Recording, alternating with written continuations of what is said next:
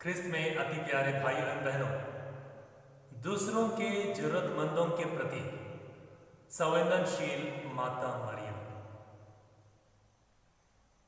जब माता मरियम पहाड़ी प्रदेश में यूदा के नगर में अपने रिश्तेदार, अपने कुटुंबिनी के पास गई, तब एलिजाबेथ ने ऐसा कहकर उनका अभिवादन किया। धन्य है आप जिन्होंने यह विश्वास किया कि प्रभु ने जो आपसे जो कहा वो पूरा हो जाएगा। संत लूकस अध्याय 1 पद संख्या 45। एलिजाबेथ ने मरिया को धन्य कहा क्योंकि उसने विश्वास किया।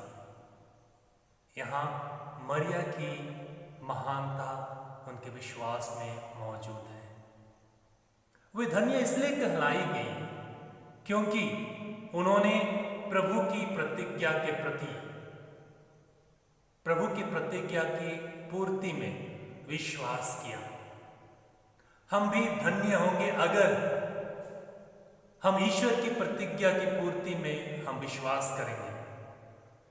यीशु हमारे मुक्ति का वादा किया है। अगर हम यीशु के व्यक्तित्व में, वचन में और मुक्ति की प्रतिज्ञा में विश्वास करेंगे या दृढ़ विश्वास करेंगे तो हमारा उद्धार अवश्य होगा।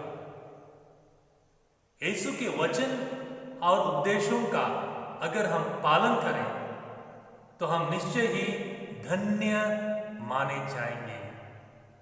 जिस प्रकार हमारी माता मरियम ने ईश्वर के वचन को अपना आधारशिला मानी और उसी आधारशिला के माध्यम से, उसी ईश्वर के वचन के माध्यम से अपने आप को सब समय आगे बढ़ाती रही और ईश्वर के वचन के प्रति विश्वसनीय बनी रही।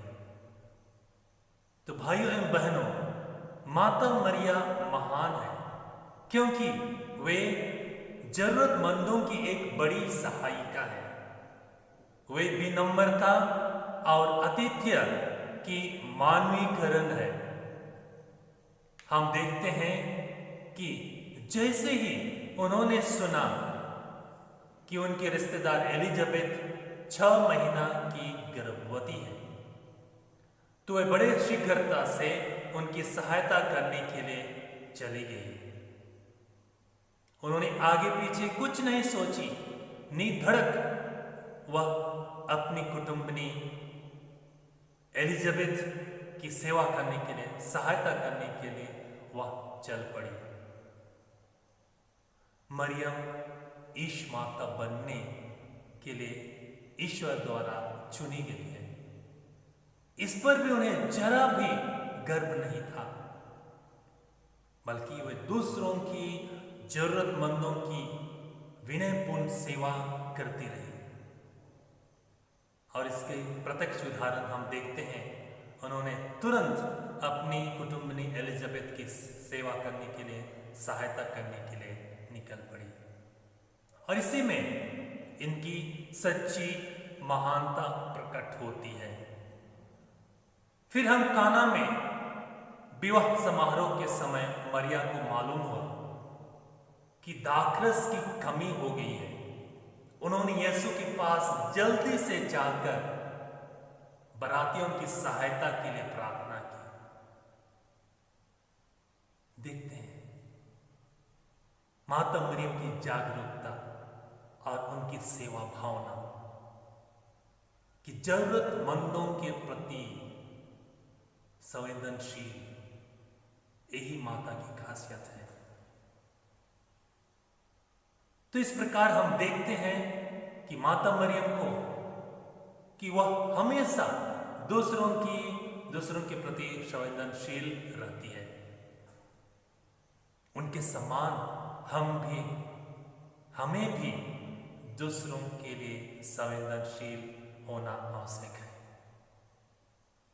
हमें विनम्र होकर अतिथियों का आतिथ्य करना है, उनका सेवा सत्कार करना है। इतना ही नहीं, माता मरियम की महानता एवं उसका प्रत्यक्ष उदाहरण हम पाते हैं। बाइबल की सबसे सुंदर कविताओं में एक है मरिया गान। यह सबसे उत्तम प्रार्थना भी है। सिर्फ गाना ही नहीं बल्कि उत्तम प्रार्थना भी है। तो ऐसा कर कर माता मरियम हम सबों को किस प्रकार प्रार्थना करनी है उसको भी हमें बताते हैं। यह कृतज्ञता प्रकटन की प्रार्थना है। यह कृतज्ञता प्रकटन की प्रार्थना है। यहाँ माता मरियम ईश्वर की स्तुति गाती है, क्योंकि सर्वशक्तिमान ईश्वर ने उनके लिए महान कार्य किए हैं। यह प्रार्थना हमसे कहती है कि ईश्वर से जो उपहार या कृपाएं हमें मिली है, उन सब के लिए हम उसकी महिमा गावें और उसे धन्यवाद दें। कष्टों में भी हमें ईश्वर की महिमा गान करनी है और धन्यवाद देना आवश्यक है, क्योंकि ईश्वर हमारा स्नेही पिता है। वह हम हमारी हर सुख और दुख को उन्हें पता है और वह हमारा नाश कभी नहीं करेगा और कभी नहीं होने देगा। मरिया आदर्श शिष्य है। सिर्फ यूं ही नहीं बल्कि एक आदर्श माँ है, आदर्श शिष्य भी है।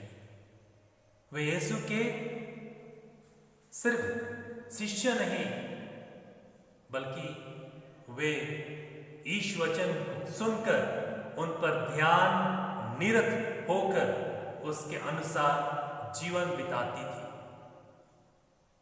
वे अपने जीवन में किसी अन्य वस्तु की नहीं अपेक्षा नहीं की। ईश्वर का सानिध्य सबसे अधिक चाहती थी।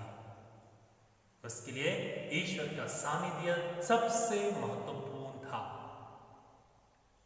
और यही शिक्षा हम प्रत्येक जन को भी इसी माध्यम से माता मरियम देती है।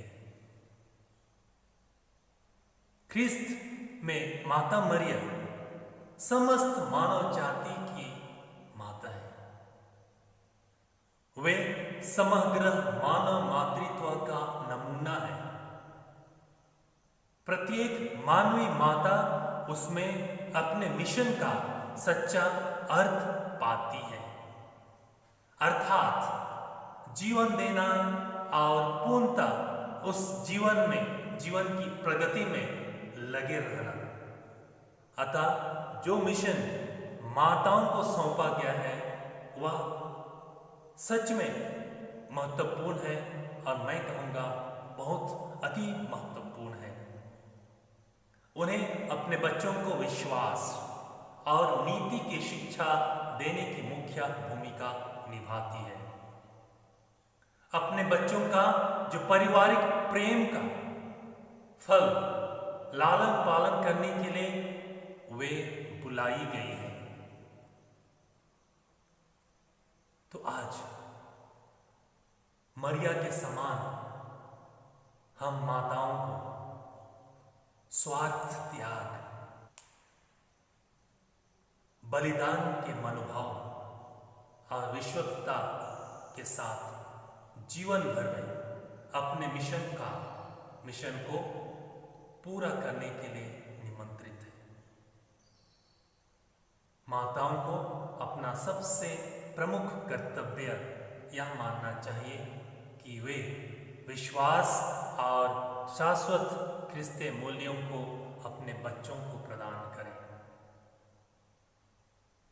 तो अति प्यारे भाइयों बहनों, हम सभी को हमारी प्यारी माता के माध्यम से, प्यारी माँ के से हम संवेदनशील विशेष रूप से ज़रूरतमंदों के प्रति संवेदनशील होने के लिए हम प्रयत्न करें, क्योंकि हमारे इस गुण को पाने के लिए माता ही एक आदर्श नमूना आदर्श है, जो हम सबों को प्रत्यक्ष रूप से शिक्षा प्रदान करती है।